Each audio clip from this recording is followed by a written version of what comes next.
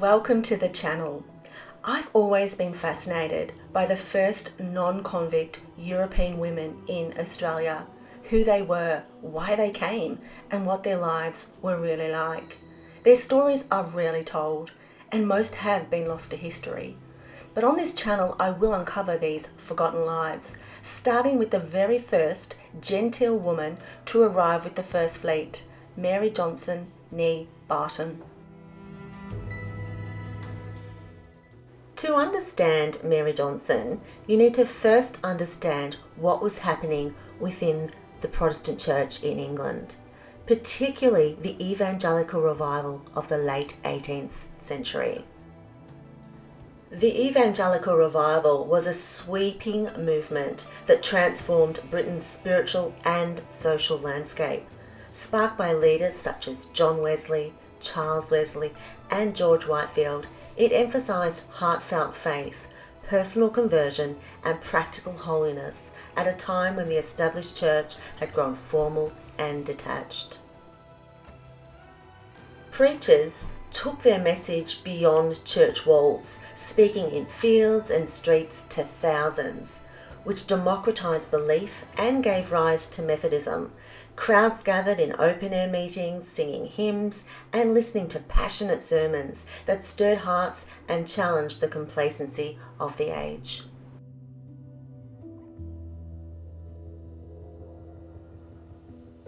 This revival reinvigorated personal devotion and inspired social reform, promoting education for the poor, prison visitation, and care for the marginalised.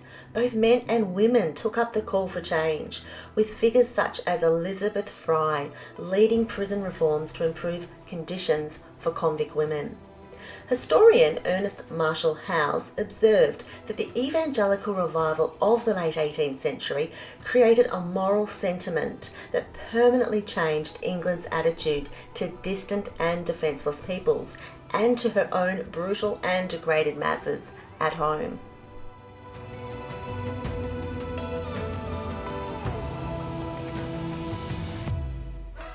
This new moral outlook caused many Christians to look beyond their own land and recognise the suffering of humanity in other nations. And out of this vision came missionary societies, including the Baptist Missionary Society in 1792, the London Missionary Society in 1795, the Edinburgh and Glasgow Missionary Societies in 1796, and the Society for Missions to Africa and the East in 1799, later known as the Church Missionary Society or CMS. The CMS originated from a group of prominent Christians known as the Clapham sect, an elite assembly of influential men and women who owned homes in Clapham near Westminster. Termed a sect after a mocking headline in the Edinburgh Review, this group included anti-slavery crusader William Wilberforce. Historian Stephen Tompkins explains that its members aimed to embody their Christian faith in public life and were determined to provide a vital Christian presence not only in Parliament, where they were known as the Saints, but through active engagement on almost every issue of the day. The Clapham sect led and won the campaign against slavery and played a pivotal role in establishing a Christian presence during the founding of the British colony in New South Wales.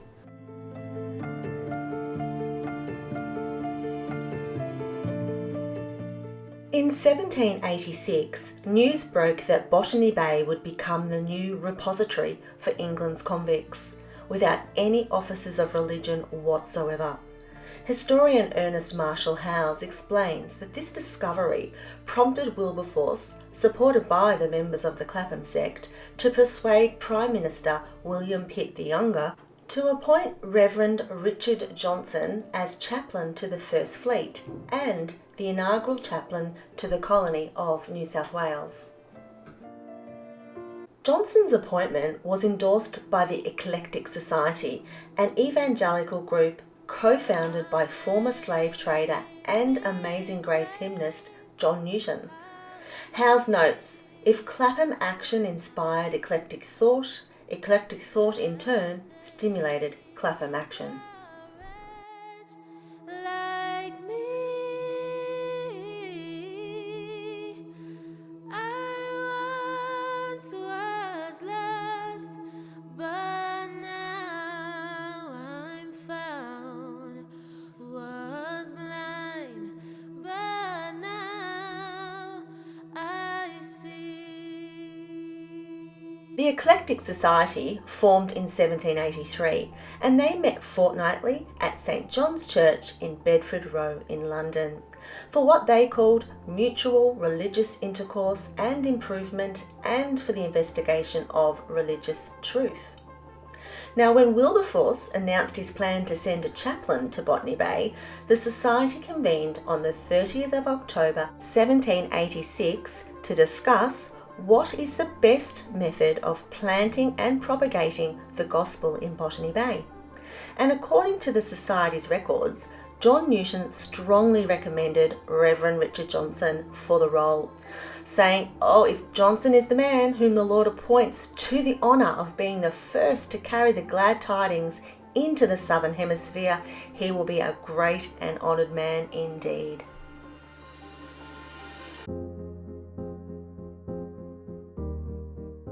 Historian James Bonwick later reflected on the unprecedented nature of this decision. Never had they sent a preacher with convicts to Africa or America, nor did they ever send one afterwards to them over there. But somebody had thought that those small cargoes of the wretched felons might be cast ashore and left adrift. It was hardly well to let a whole fleet, having 1,000 of them, with their guards and providers, go without an appearance of piety, even of the type of the 18th century and the age of the Georges. A man must be hunted up, willing to go upon so unpleasant a mission. A week before the pivotal meeting, John Thornton, an eclectic member, escorted Reverend Johnson aboard a convict hulk at Woolwich to meet 250 of his future congregation. Historian Stuart Piggin explains that the encounter shook Johnson deeply. While he wrestled with the call to go, preparations for the First Fleet were underway. Evangelicals envisioned a Christian presence on the fleet that would lead to a reclaimed criminal class, a converted Aboriginal race, and the islands of the South Seas evangelised from an Australian base.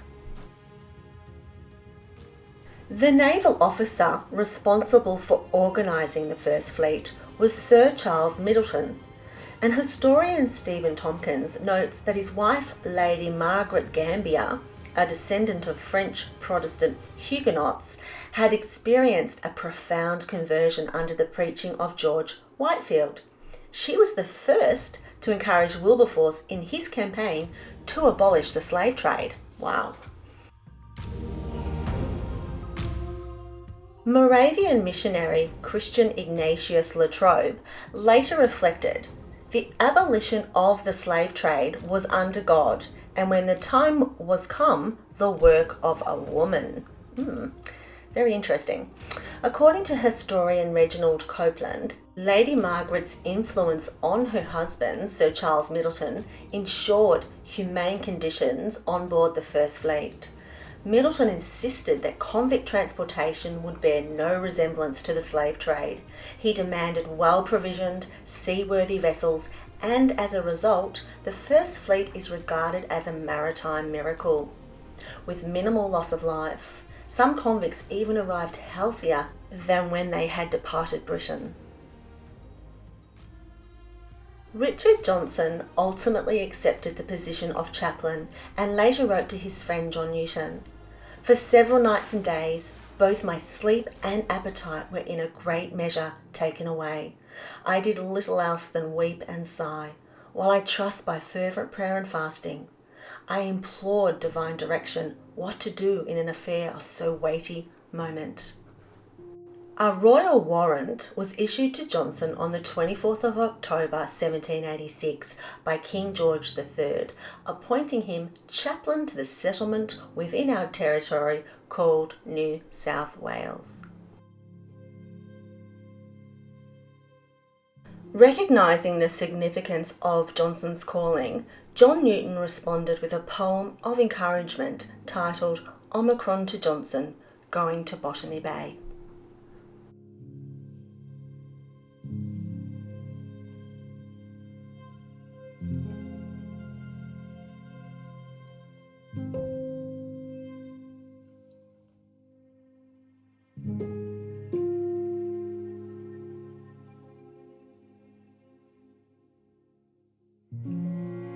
With Johnson's acceptance of the chaplaincy, the search for a wife began. Considerable deliberation and effort had gone into selecting and preparing a chaplain for Botany Bay, and rightly so. Meetings were convened, letters and even poems composed about the significance of such a mission. Respectability demanded that the Reverend be married, but beyond that, little thought seems to have been given to the woman herself. Her purpose, sentiments, and apprehensions were of scant concern, at least none sufficient to commit to print anyway. To date, only one known letter written by Mary has survived. No diaries, no personal records remain to shed light on her life. What were her thoughts as she prepared to leave everything familiar behind? Did she feel fear, excitement, or a quiet determination? Perhaps one day an exciting discovery in an archive or an attic will reveal more, her hopes, her doubts, and her voice in this extraordinary journey. There were 193 female convicts on board the ships of the First Fleet, the youngest only 13 years old. Was it expected that a wife would unofficially minister to these women? Or was her sole purpose to serve Richard, providing him with companionship, family, and a home? What we do know is that those orchestrating the chaplaincy had been influenced by a Moravian missionary instruction manual published in 1784, titled Instructions for the Members of the Unitas Fratrum, I think that's Latin, not sure, who minister in the gospel among the heathen. The manual recommended that wives should accompany their husbands on missionary expeditions. The Moravians were 18th century pioneers in Christian missionary work, and they actively encouraged women to participate in their movement. Progressive Moravians emphasised that women were equally part of the early church and that they not only instructed other women in the faith but men as well. Moravian women led prayer meetings and, before 1760, were active in providing pastoral care.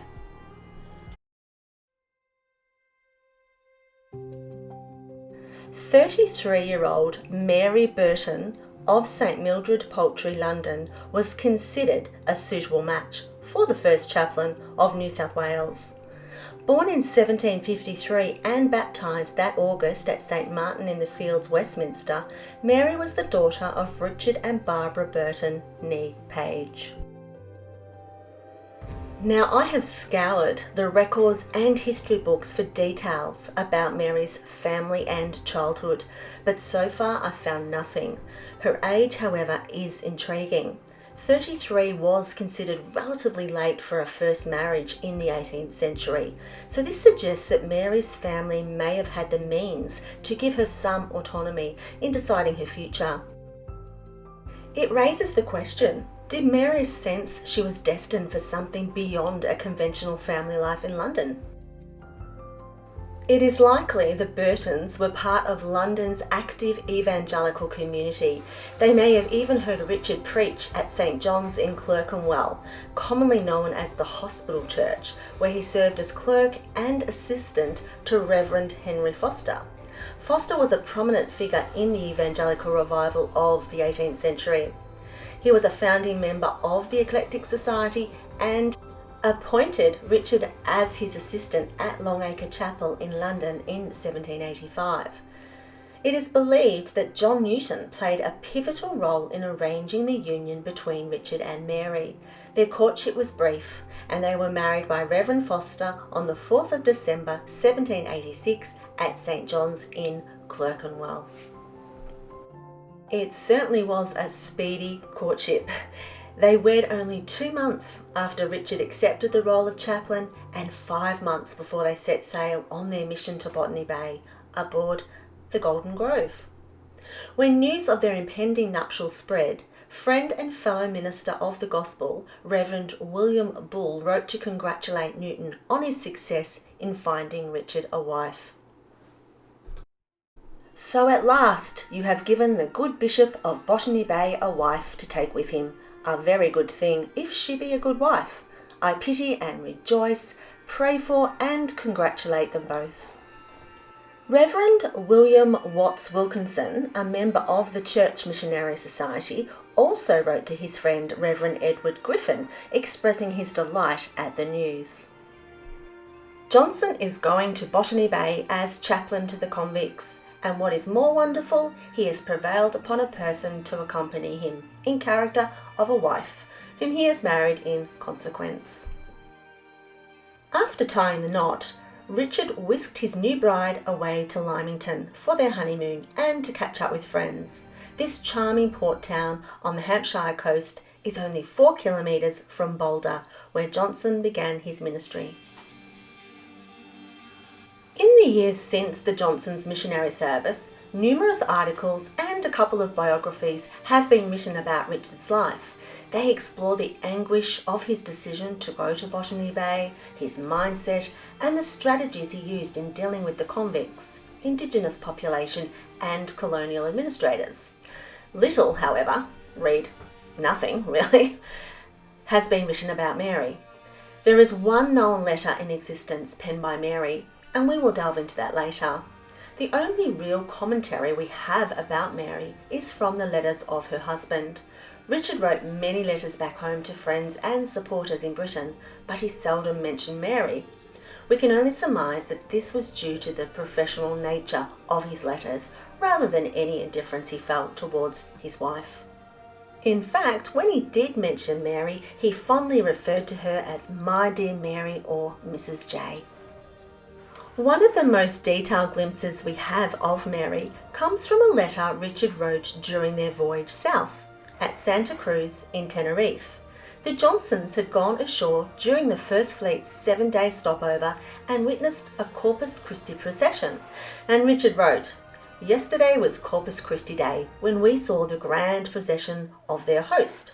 Have also paid our respectful compliments to ye Virgin Mary. She was very neatly ornamented and magnificently decorated with gold and silver. Mrs. J was so captivated with some parts of her dress that we could scarcely keep her committing sacrilege." And then there's a little bit that we can't really read. It says, "My dear Mary desires cordially to be remembered to you all." What else? It said, "Had she stayed much longer, I'm afraid you would have got her in." Again, indecipherable. She's about half Baptist and half Methodist. Here we glimpse not only the gentle humour of a new groom towards his wife, but also a description of Mary's love for fine textiles and her deep faith. Described as half Baptist and half Methodist, Mary clearly possessed a strong Christian conviction. She believed in a personal relationship with God through Jesus Christ and upheld the authority of the Bible.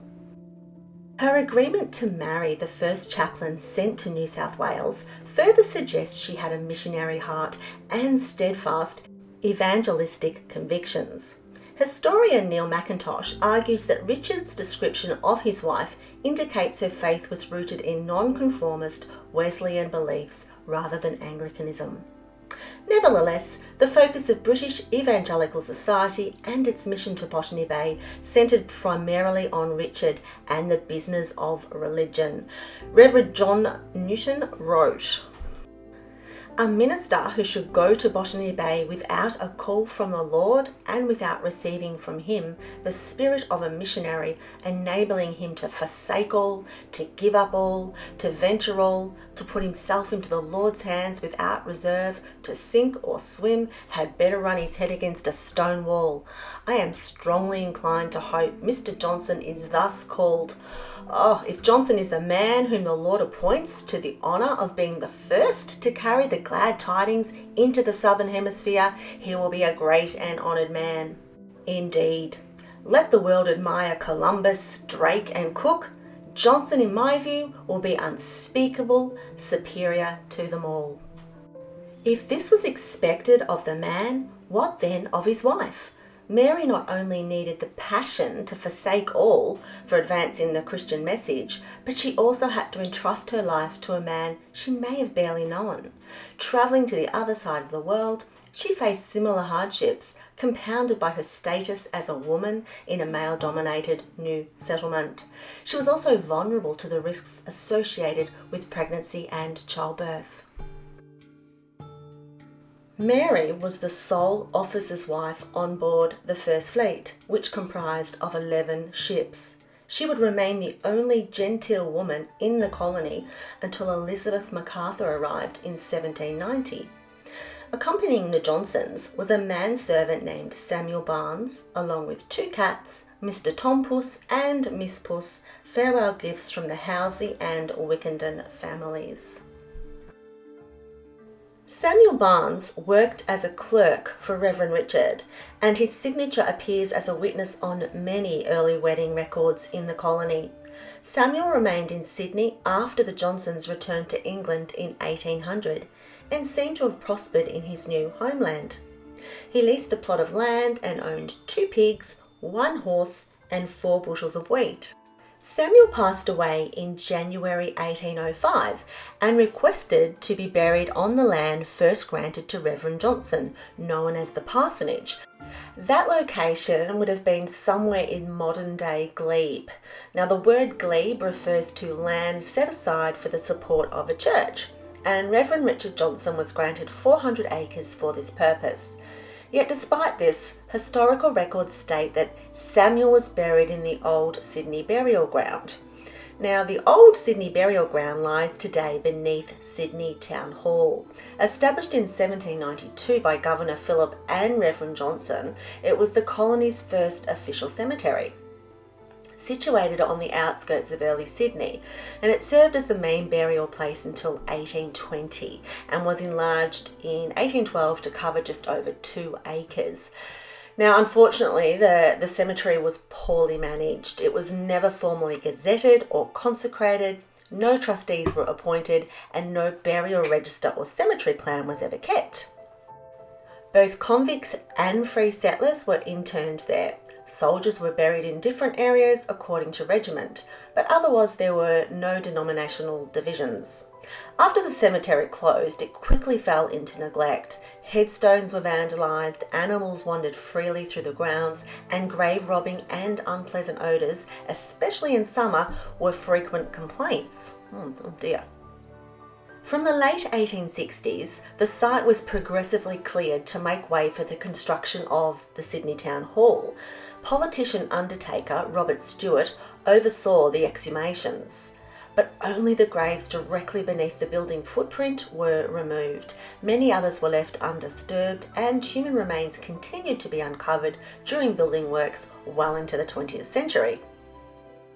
The remains that were recovered were reinterred at Rookwood, marked only by a general monument since individual burial records did not exist.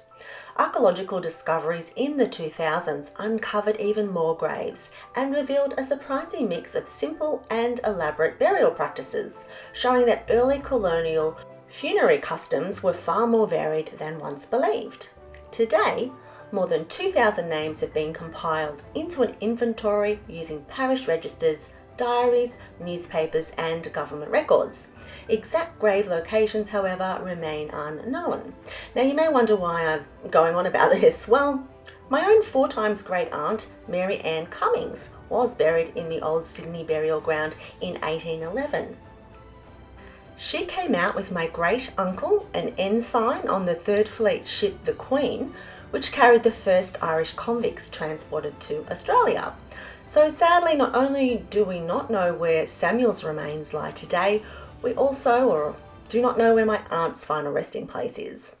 So next time you are near the Sydney Town Hall, spare a moment to think of the thousands of early settlers, convicts and free people alike who were buried beneath the ground you walk on.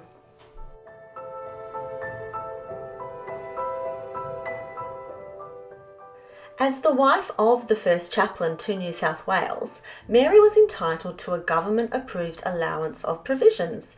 She also had to bring with her all the clothing and essentials she would need for herself and any future children. The couple also carried a remarkable cargo, a collection of 4,200 books, Bibles and tracts donated by the British Missionary Societies and other supporters of their mission. These tracts were intended for the convicts, although many were illiterate, and included titles such as Exhortations to Chastity and White's Dissuasives from Stealing. This collection became Australia's first unofficial lending library. Richard penned a letter to his supporters from the Golden Grove at sea, dated the 30th of May 1787. In it he reported experiencing 2 gales since setting sail and mentioned that both Mary and he had been unwell, but were upon recovery. The couple had originally intended to travel on the Alexander, but much to their dismay were transferred to the supply ship Golden Grove. They believed the captain to be unsociable and ill-natured, and the ship's company to be very profane. However, once on board, they were relieved to find conditions better than expected. The captain behaves with civility, Richard wrote. The journey on the Golden Grove took 252 days, almost 9 months, and was marked by wild weather, new experiences and hardship. There were 3 stopovers at Tenerife in the Canary Islands, Rio de Janeiro and the Cape of Good Hope. The lack of sanitation, fresh food and cramped conditions continued to take a toll on Mary's health. Richard wrote that Mary became so ill that her life was despaired of.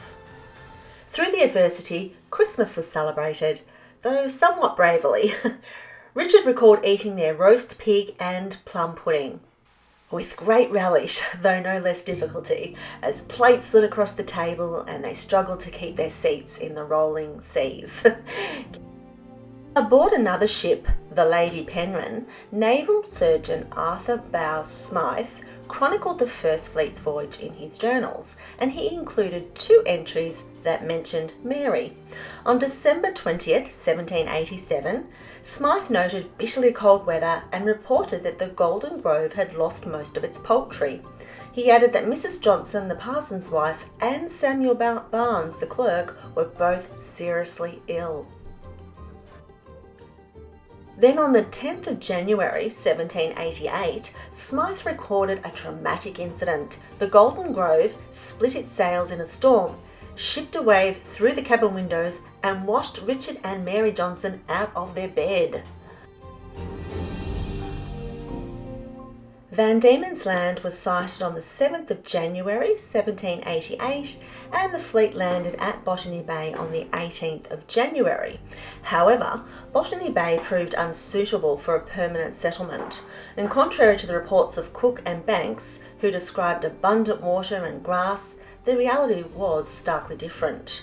Their observations had been made during a wet autumn, which they mistakenly assumed was the dry season, leading them to believe the east coast had a uniform climate. In search of a better site, Captain Phillip and his crew explored Port Jackson to the north. To their great satisfaction, they discovered what Phillip called the finest harbour in the world and anchored at Sydney Cove on the 24th of January. Historian George Macinnes described the arrival at Port Jackson as a scene of bustle, excitement and confusion. 10 days later, on the 3rd of February, Mary attended the first church service conducted by her husband on Australian soil. Lieutenant Watkin Tench recalled the congregation gathering beneath a large gum tree, while Lieutenant Ralph Clark noted that Johnson preached from Psalm 116 verse 12, What shall I render unto the Lord for all his benefits towards me? It was a moment of profound significance, the beginning of organised Christian worship in the new colony. Mary and Richard lived in a tent or remained on board the Golden Grove until at least October 1788. It was then that their cabbage tree hut was constructed, funded entirely at their own expense. This modest dwelling, built from the fibrous leaves of the native cabbage tree palm, was typical of the colony's earliest shelters and offered little protection from the elements. Yet for Mary and Richard, it marked their first true home on Australian soil. Undoubtedly, they would have found relief in having their own home, yet the cottage was small, and it remains unclear how many assigned convict servants lived with the Johnsons inside the dwelling or in nearby huts. Richard admitted that while the hut served its purpose, heavy rains often turned life indoors into a struggle, at times leaving them almost swimming within doors. The move to their humble cabbage tree hut came just in time, for Mary was expecting her first child. But joy quickly turned to heartbreak. The baby was stillborn. In the isolation of a fledgling colony, giving birth in a rough, palm-thatched cottage was fraught with danger. We can only imagine the fear and uncertainty as Mary fought for her life. There is no record of who assisted her, though perhaps a Marine's wife or a female convict with midwifery experience was present. Richard later wrote that Mary endured a long and perilous labour, her life in the utmost danger. Through what he called mercy, she survived, though her recovery was slow and painful. This moment reminds us of the extraordinary resilience demanded of women in the First Fleet. Far from home, without family support, Mary faced the harsh realities of colonial life with courage and faith. Food was scarce in the fledgling colony, and as Mary slowly regained her strength, the Johnsons began to sample the strange new fare of this unfamiliar land. Richard wrote of tasting lorikeets and parrots, remarking that they were as good to eat as in England, along with crows and wild ducks. But the greatest curiosity was the kangaroo, a creature unlike anything they had ever seen. Richard described its meat as wholesome and nourishing, a welcome addition to their limited diet. Determined to improve their situation, Richard planted a small cottage garden beside their hut. In letters home, he proudly reported its success, saying it flourished and provided the family daily with fresh vegetables, greens, roots and herbs, a rare comfort in a settlement where rations were meagre and unpredictable. For Mary, these humble harvests must have been a blessing, offering a taste of home amid the harsh realities of life on the edge of empire.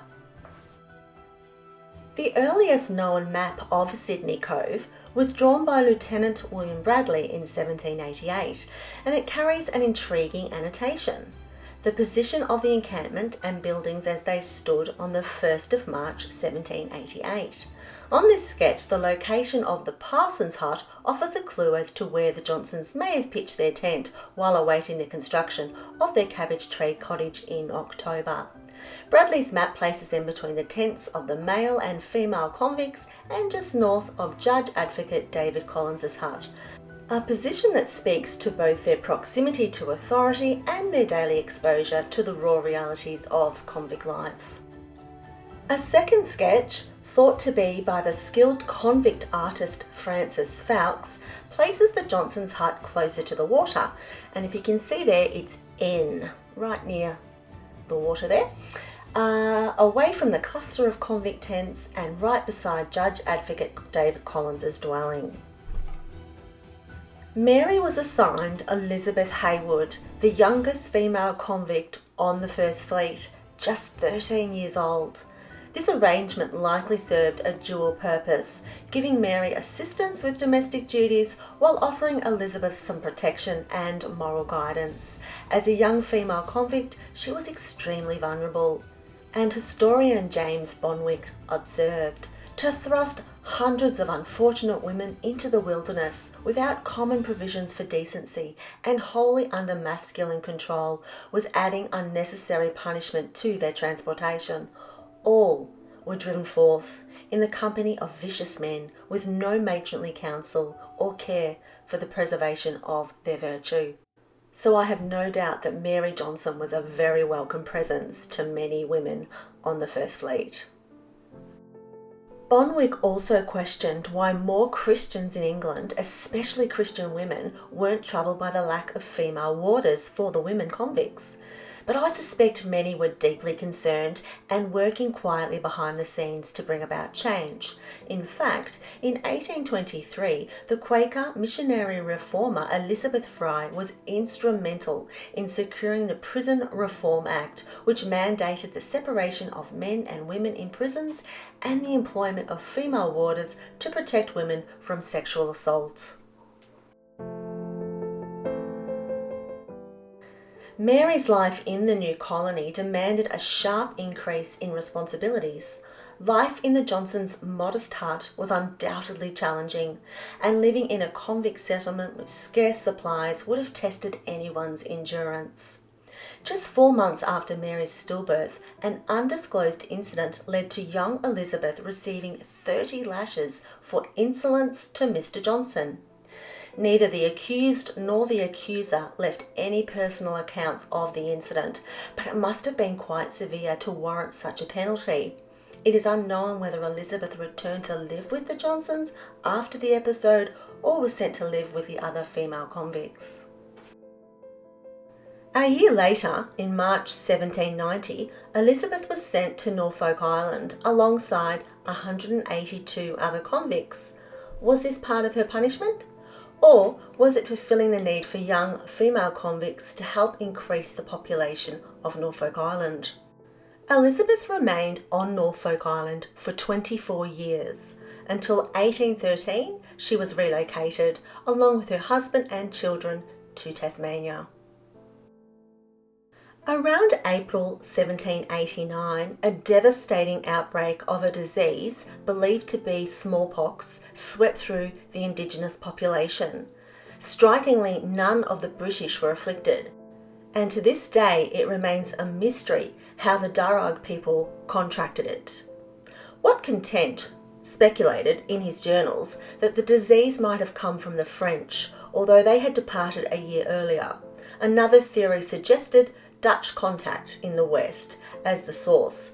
While these possibilities were debated, there is no evidence to support claims that the British deliberately infected the population.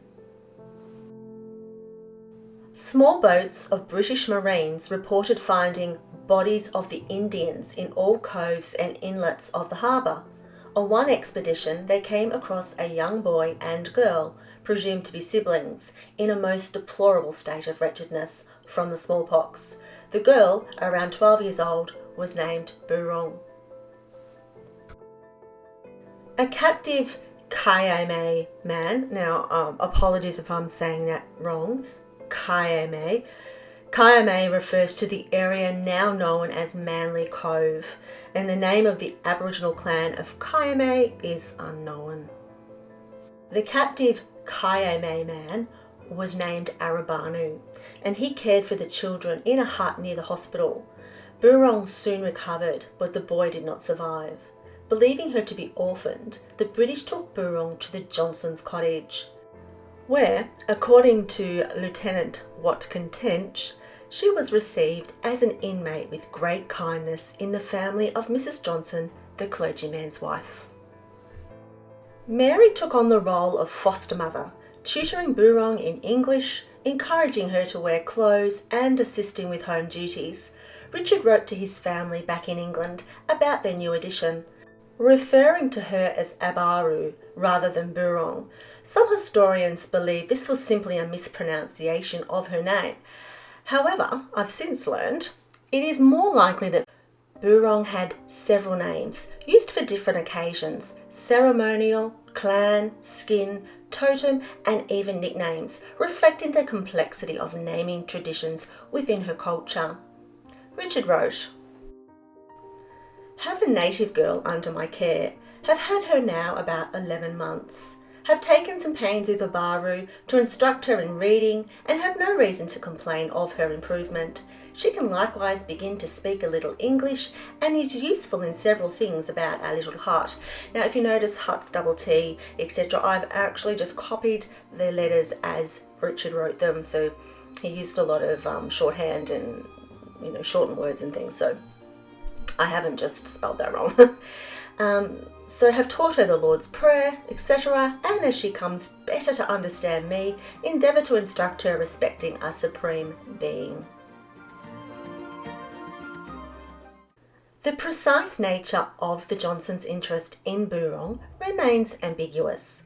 While it is evident they wanted her to hear the gospel, receive Christ as her saviour, learn to read and write, and become familiar with English culture, their correspondence and behaviour does raise some questions. Did they also see her as a potential domestic servant? An account of the murder of missionary Reverend Samuel Clode, which is a fascinating story, and I will be doing a video on that one day, penned by George Bond in 1806, includes a detailed conversation with a man resembling Richard Johnson about the Indigenous population in the colony. And this is what George Bond wrote. A gentleman of considerable respectability informed me that a native whom he kept as a servant for 3 years afterwards deserted, preferring the precarious and unsettled state of rambling life to all comforts of dress and the enjoyments of civilised and social life. It is disheartening to consider that the Johnsons might have viewed Boorong merely as a servant. Such a description oversimplifies and undervalues the potential depth and complexity of their relationship, as well as Boorong's individual significance and her role in bridging the British settlers and the Darug people during the early days of the colony. However, it is also important to remember that this claim comes from an account of a conversation, and we cannot be certain of Richard's true feelings or intentions. And this serves as a reminder of the complexities inherent in historical interpretation and the need to approach such narratives with both critical thinking and an appreciation of the context in which they occurred. And in this case, it was the 1700s, and we are looking back from 2025, so things are really quite different. And if you'd like to know more about the extraordinary role Boorong played between the British and the Darug people, watch my video on Boorong, which is also on the Australian Genealogist's YouTube channel. The relationship between Boorong and Mary is regarded as the earliest recorded female cross-cultural relationship in Australian history. Some historians have written harsh critiques of interactions between European and Indigenous women during British settlement, yet these assessments often lacked a nuanced understanding of the motives driving women like Mary Johnson, missionaries who ventured to new lands. Many critiques stem from an anti-Christian perspective, assuming that all missionary endeavours were inherently wrong and a form of racist colonisation. I do not subscribe to that viewpoint. I believe it overlooks a crucial point. If British Christian missionaries were motivated by racism, it is unlikely they would have undertaken such extensive and arduous journeys. Their primary goal was not economic gain or the exploitation of natural resources. Instead, they were driven by a singular purpose: to share the teachings of Jesus Christ with those who had not yet encountered them.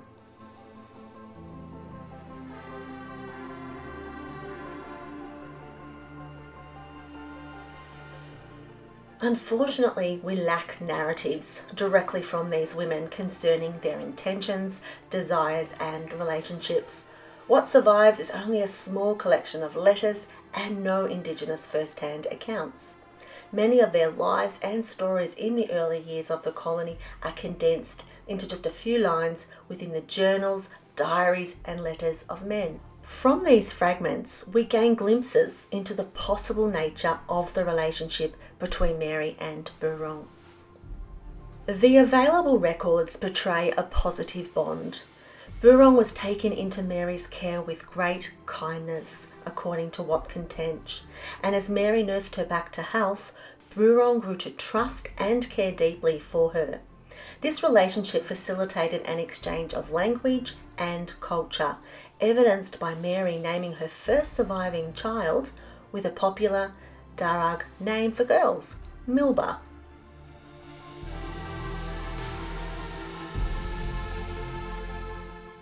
Watkin Tench noted that Mrs. Johnson was so pleased with this name.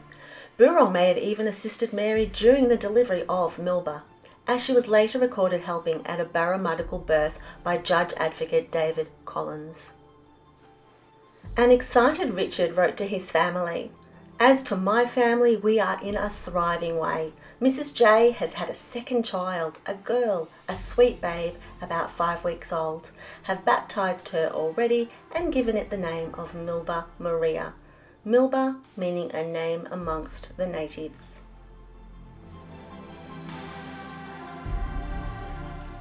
David Blackman, master of the HMS Supply, wrote in a letter to his sister Margaret that Boorong was very fond of Mrs. Johnson.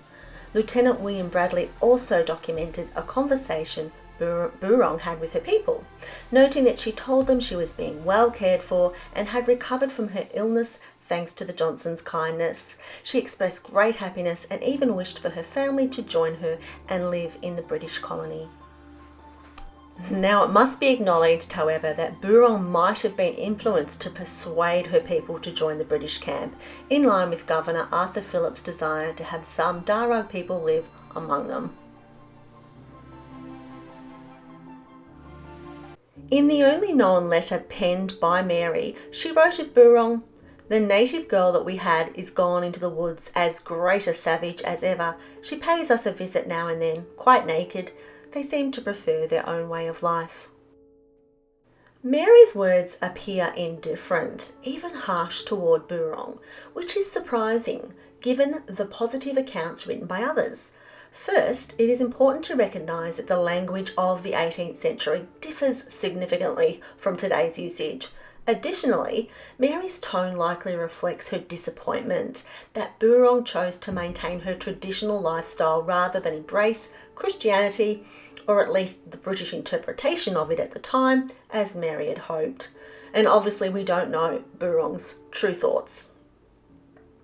This discontent came during a period of great difficulty for the Johnsons, following Governor Arthur Phillip's departure from the colony due to illness in 1792. Mary's frustration is evident in her comments about the gospel failing to flourish in the new settlement. She wrote that her husband's sermons were treated with contempt and that he had endured numerous fiery trials, particularly as the new Lieutenant Governor, Francis Grose, appeared to take deliberate steps to obstruct the Johnsons' missionary efforts, adding significantly to their hardships. Francis Grose, a 38-year-old professional soldier, assumed control of the colony's administration and implemented what has been described as a quasi-military regime in place of civil government. His priorities were clear: to create a wealthy colony through farming, profits, and ensure his soldiers gained the greatest advantage. This included establishing the destructive practice of paying convicts in rum for their labour. It is evident that improving the convicts and advancing the gospel were not foremost in Grose's plans. By 1793, Richard's health had begun to suffer under the strain of persecution, and he became seriously ill for a time. Biographer James Bonwick observed that it wasn't only the everyday mistreatment the Johnsons endured, but also the deep uncertainty surrounding the future of the colony. Rumours circulated that the settlement might be abandoned and moved to Norfolk Island due to the barren soil, harsh climate, and ongoing conflict with the Indigenous population. The arrival of Irish convicts introduced further complications. Bearing their own grievances against the British, they were frequently involved in plotting rebellion or planning escape, adding yet another layer of tension to the already fragile dynamics of the settlement. Mary undoubtedly felt the weight of these challenges, deeply troubled by the pressure her husband endured under Grose's command and the toll it took on his health. Her own experiences of miscarriage and illness, coupled with the absence of a female confidant, of equal standing almost certainly intensified her stress, making life in the colony even more difficult to navigate. There are disturbing accounts of the lengths to which Gross went to make life difficult for the Johnsons. He refused to provide the family with a cow so their children could have milk. He prevented Richard from visiting convicts sentenced to death, and he denied him sufficient convict assignees for his farming ventures and ministry, such as a clerk and a sexton. Gross also withheld convict labour and financial support for the construction of a church building, and deliberately assigned undesirable male convicts to assist in the Johnsons' home. He really was not a nice man. One such convict, Wells, caused great distress when he stole from the storeroom one night. His excuse was that he was pursuing Mary Johnson's young convict servant Sally, who shared a room with Milburgh. Richard dismissed him immediately, but Gross refused to believe the Johnsons' account and even offered Sally her freedom and a house if she would marry Wells. Oh, goodness me. She refused. Good on you, Sally. 2 more convicts assigned to Richard were also dismissed for theft and drunkenness. It was a taxing time for the Johnsons. Desperate for assistance and finding none in the colony, Richard wrote to William Wilberforce. Having now only 1 man allowed me from government, while all the other officers have from 10 to near 20, and being obliged to have the one I had left at my farm, I was left quite destitute of a man about my house, because of the fear of being robbed. I was under the necessity of hiring a man to watch by night and another to do my work about my house by day. I have also been obliged to sit up until 12, 1 or 2 o'clock in the morning, and to this time sleep with loaded pistols by my bedside. Mercifully, exactly 2 years after Grose's appointment, his tenure came to an end, and Captain John Hunter was appointed governor. Hunter, a Scottish Presbyterian, proved supportive of the chaplain and his work. He remained governor until the Johnsons left the colony in 1800. Mary expressed relief in her letter. She wrote, "Our new governor arrived here in September.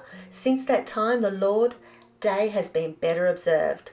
The governor and his family always attending on Sunday morning. I wish the other officers would take example by him."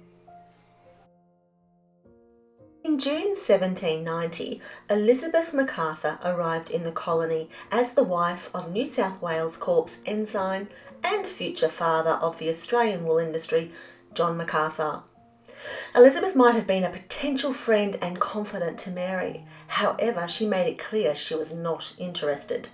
Writing to a friend about her attempted foray into astronomy, Elizabeth confessed, "I wanted something to fill up certain vacancy in my time, which could neither be done with writing, reading, or conversation. To the 2 first I did not feel myself always inclined, and the latter was not in my power, having no female friend to unbend my mind to, nor a single woman with whom I could converse with any satisfaction to myself, the clergyman's wife being a person in whose society I could reap neither profit nor pleasure." Elizabeth's words offer little insight into Mary beyond a dismissive remark. The MacArthurs arrived in the colony with ambitions of wealth and influence, so it is unsurprising they had little time for a missionary couple devoted to ministering to convicts and Indigenous people, a commitment that likely shocked Elizabeth. Kate Grenville, editor of Elizabeth MacArthur's letters, expressed disappointment at Elizabeth's lack of compassion for convict women and her tendency to reshape the truth fairly radically, to serve her own interests, so it's hardly surprising she had no time for Mary. In 1791, the Johnsons, along with Boorong and their assigned convict servants, moved into a much-needed larger brick dwelling, which Richard described as comfortable and convenient as I can wish. A year later, in July 1792, Mary gave birth to a son, Henry Martin. Richard recorded that their household now consisted of 8 individuals, yet their allocated provisions remained sparse. and were likely to become even more limited due to the extravagant prices at which fresh meat was sold in the colony. To make matters worse, they were in the midst of a 9-month drought. Richard wrote that their vegetable gardens looked barren under the relentless heat, and many in the colony had fallen ill from drinking the rank remnants of their water supply. Mary continued to tutor Boorong and Milba at home, but the Johnsons harboured a broader vision to educate not only the colony's children, but also the convicts and Indigenous population. Implementing these plans, however, proved challenging amid the unsettled and chaotic state of the settlement. Recognising that a number of children were of an age suitable for schooling, Richard approached Governor Arthur Phillip to seek permission for the appointment of schoolmistresses in various locations across the colony. The governor supported the proposal and subsequently appointed Richard as superintendent. The first schools were likely makeshift, operating in tents and modelled on the dame school system, small, privately funded institutions typically run by women in their own homes and located in impoverished areas. From the outset, a selected number of convicts assisted in educating the colony's children. 17 of the first 30 teachers in New South Wales were either convicts or former convicts. Among the first appointed were 35-year-old Isabella Rosson and 27-year-old William Richardson, a couple married by Reverend Johnson in 1789, the same year they began teaching. William received a salary from the English Missionary organisation, the Society for the Propagation of the Gospel in Foreign Parts, which is the SPG. This wage was intended to support both husband and wife, a common practice at the time, where compensation for one spouse was expected to suffice for the household. Female convict school mistresses, however, were not paid a salary, beyond some military officers, etc., making them some small acknowledgement for their trouble. Curiously, another convict named Mary Johnson, who arrived on the 3rd Fleet, was also among the first convicts appointed as a teacher. A formal schoolhouse was not constructed until 1793, during the period of persecution under Governor Gross. After being refused assistance to build a church, Richard took matters into his own hands and erected a wattle and daub structure, with a thatch roof serving as a church on Sundays and a schoolhouse during the week. Here, Richard, likely with Mary's input and support, managed the education of between 150 and 200 children. Sadly, this building did not last long. When Governor Hunter assumed office, he sought to elevate the moral tone of the colony and reinstated regulations mandating convict attendance at Sunday services. Well, this directive was met with considerable displeasure among convicts and their overseers. Discontent culminated in an act of arson. The church building, a project for which the Johnsons had sacrificed so much and eagerly anticipated, was burnt to the ground within just 2 hours on the night of the 2nd of October 1798.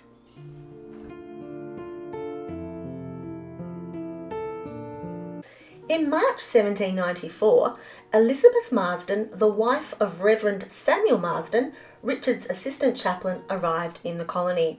Mary undoubtedly welcomed Elizabeth warmly, thrilled at the arrival of a suitable female friend with whom she could confide and share missionary life. Elizabeth had endured a harrowing experience, giving birth to her first child on board the William, just 8 days out from Sydney Heads. She later wrote of Mary's kindness upon their arrival in Sydney Cove. "I got a daughter off the South Cape of New Holland. The Lord preserved us both in a wonderful manner, and by good nursing of Mrs. Johnson, we both of us soon recovered the fatigues of a storm." It is unknown whether Mary and Elizabeth had previously met within evangelical circles in England.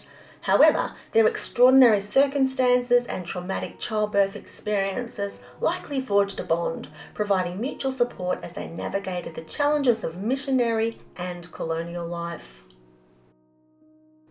The Marstons stayed with the Johnsons for 4 months before moving to the Parramatta Government Barracks, a temporary arrangement while awaiting the construction of a place of worship for Samuel to minister from. Their stay was not without trials. The Marstons found themselves caught up in the grievance between Governor Gross and the Johnsons, and Samuel wrote that he believed Richard had been treated unjustly. Alarmed at Richard's declining health, Samuel attributed it to the stress of the past 6 years. The Marstons also bore the consequences of Gross's decision to assign disreputable convicts to the Johnson household. Samuel wrote, "While we were at Mr. Johnson's, their house was broken open and a good quantity of sugar was stolen, belonging to Mrs. J, and 70 pounds of coffee belonging to me. I had also 6 pairs of shoes stolen from me, too, by Mr. Johnson's servant." After the Marstons moved to Parramatta, Mary and Elizabeth were separated by a 14-kilometre boat ride along the Parramatta River, or Barramadigal. Elizabeth wrote that it was a fine river and the boats were so frequent that visiting each other was easy. Mary needed all the support she could muster. As Richard's health declined under the weight of his responsibilities, the family faced yet another severe trial. Mary, along with their 2 children and a female servant, contracted a debilitating eye infection that left them temporarily blind and in need of care themselves. Amid this hardship, Richard wrote with deep faith and humility. This was truly a time of trial, but God in his rich mercy supported us under and in due time raised us from a bed of affliction.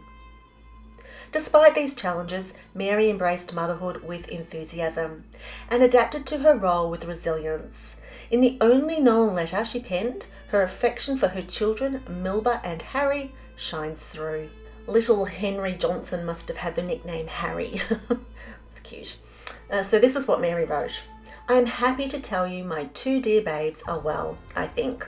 Harry bid fair to be as fat as yourself. He is determined to be a butcher. So if you want an apprentice, I can recommend him a very good-natured, honest fellow. He is 3 years old." I assume that means he eats a lot. Milba is 5 years and a half old. She has made pretty good progress in her book. She can read a chapter in the Bible pretty well. They are very promising children. I pray God to give them grace and that they may know the Lord in their youth.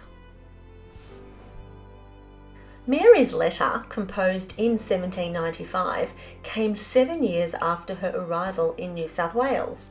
She began with the words, "I am almost ashamed to write to you after an absence of 7 years, but I hope your goodness will forgive me.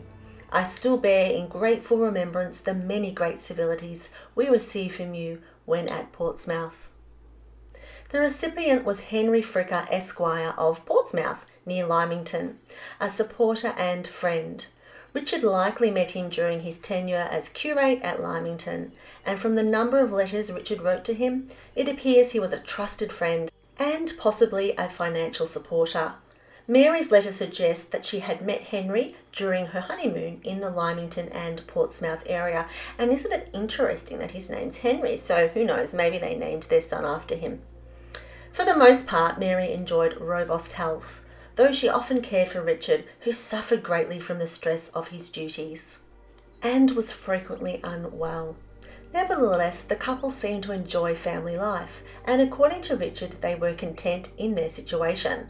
In a letter to Mr. Thomas Gill in July 1794, Richard wrote, "As to myself and family, we continue to jog on as much as usual. We are blessed with 2 as sweet children as any in the world. My girl turned 4 and my boy 2 years old. Mrs. J, in general, enjoys good health, but I have been 3 times within this last 12 months confined to my bed, and to my apprehension, near my end."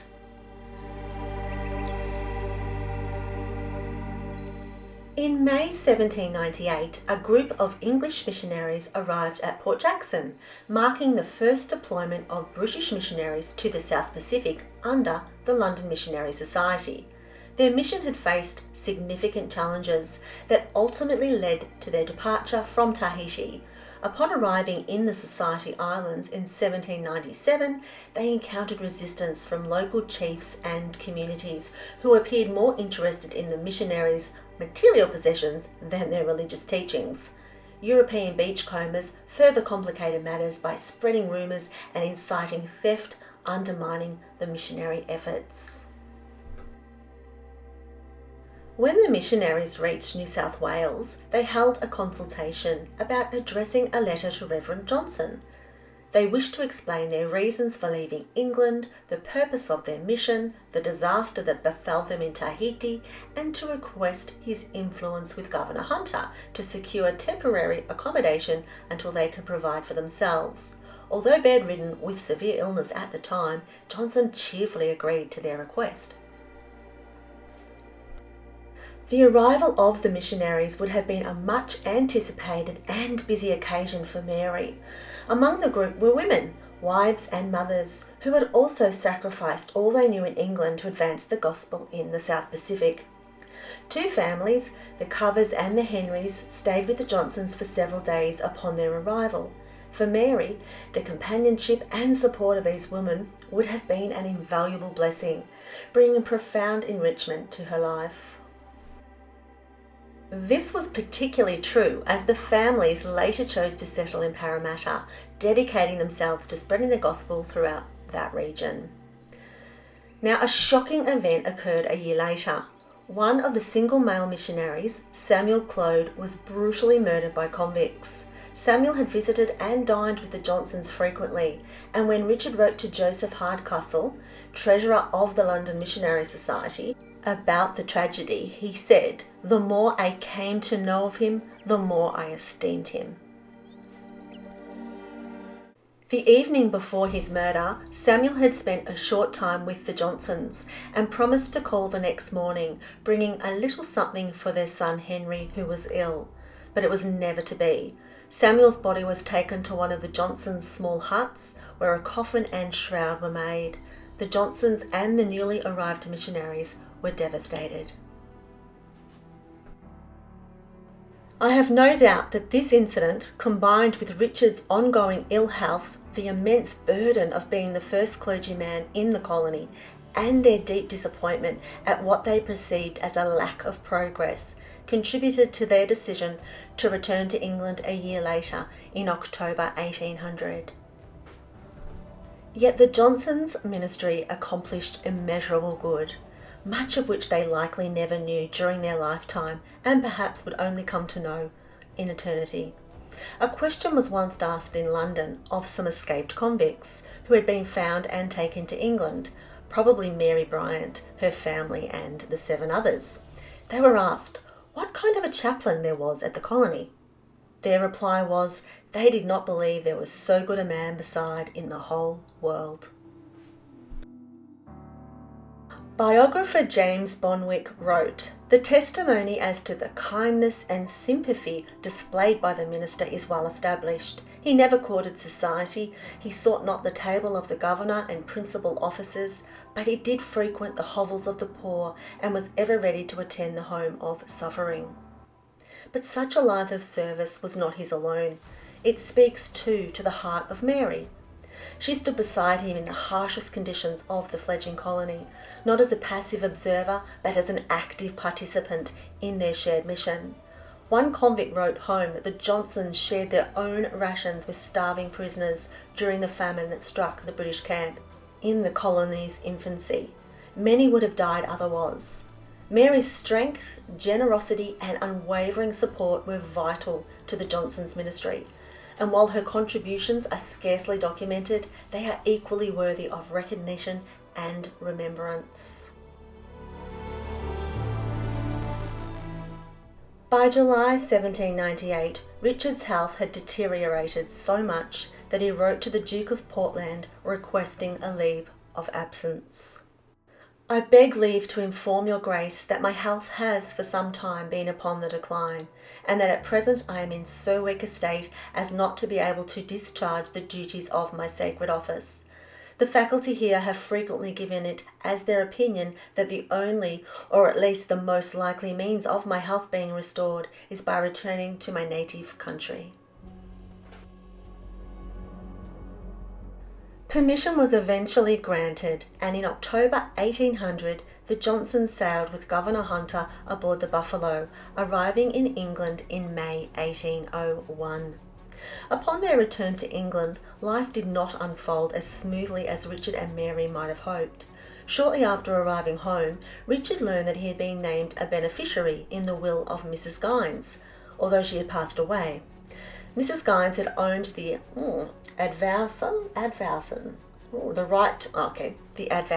that's a new word, the right to appoint a clergyman of the parish of Aston Sandford.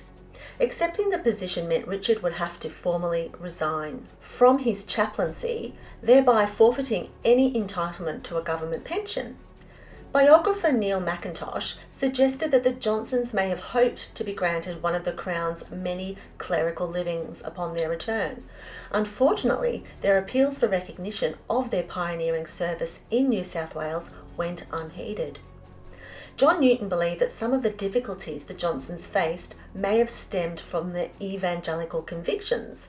Richard himself came to realise that the divide between sincere evangelical ministers and the more socially accepted non-evangelical clergy was just as evident in England as it had been in Port Jackson.